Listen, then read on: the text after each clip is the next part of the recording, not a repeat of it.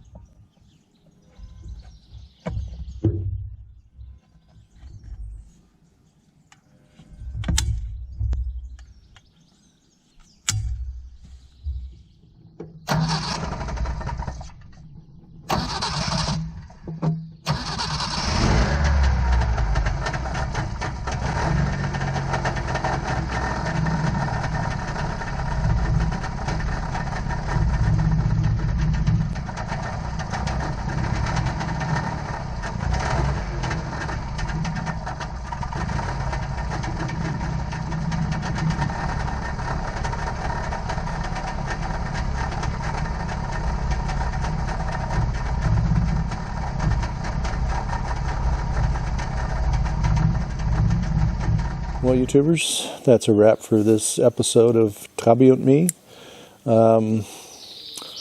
Not much to say other than the fact that, you know, this is a fairly easy car to work on. I like the simplicity of it, and most of all, the cost. I mean, the car is so cheap to you know, procure parts for that. It makes it very attractive, even to this day, as mode of transportation in Europe. So, anyway, hope you enjoyed today's little jaunt through a piece of aging technology.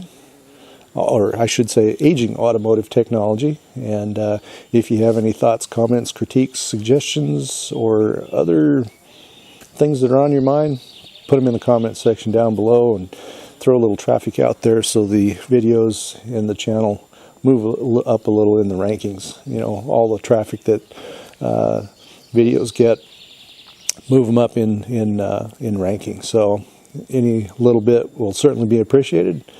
So with that, thanks for stopping by. Hope you enjoyed today's little episode, and we'll see you all again soon.